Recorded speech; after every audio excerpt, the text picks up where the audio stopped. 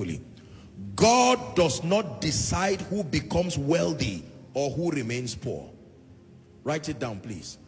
God does not decide who becomes wealthy or who remains poor. God does not decide who becomes wealthy or who remains poor. No.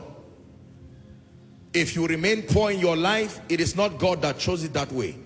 If you decide to be prosperous, it's not that God uniquely chose you, regardless you're participating in the laws that make for prosperity. Deuteronomy 30, 15 to 20. Please follow carefully. Give it to us, please. Deuteronomy 30, 15. See, I have set before you this day.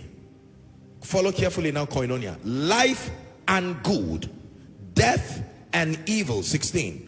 In that I command thee this day to love the Lord thy God, to walk in his ways, to keep his commandments and his statutes and his judgments, that thou mayest live and multiply. Are you seeing that now? And the Lord your God shall bless thee in the land whither thou goest and pass to it. 17. But if thine hand turn away, thy heart turn away, so that thou wilt not hear, but shall be drawn away and worship other gods and serve them. 18. I denounce unto you this day that ye shall surely perish, and ye shall not prolong your days upon the land whither thou passest over Jordan to go and possess it. 19.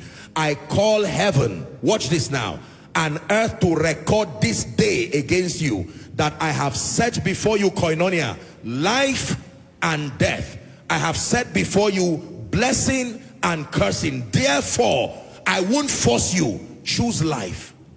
I've shown you life with its benefits.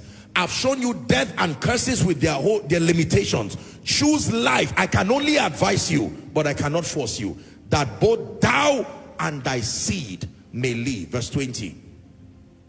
It says that thou mayest love the Lord thy God, obey his voice, cleave unto him. This is what choose life means. For he is thy life, and the length of thy days thou mayest dwell in the land which the Lord sware unto thy fathers, to Abraham, Isaac, to Jacob, to give them. Listen to me, ladies and gentlemen. God does not decide who becomes wealthy or who remains poor. The Bible lets us know in Proverbs 22 and verse 2, very disturbing but truthful scripture. The rich and the poor meet together. The Lord is the maker of them all. God did not make them so, but he made them all. You would think that because of this scripture, the Bible would just say men live together. But the Bible separates them into two groups, the rich and the poor. It says God made them all. But they made themselves either rich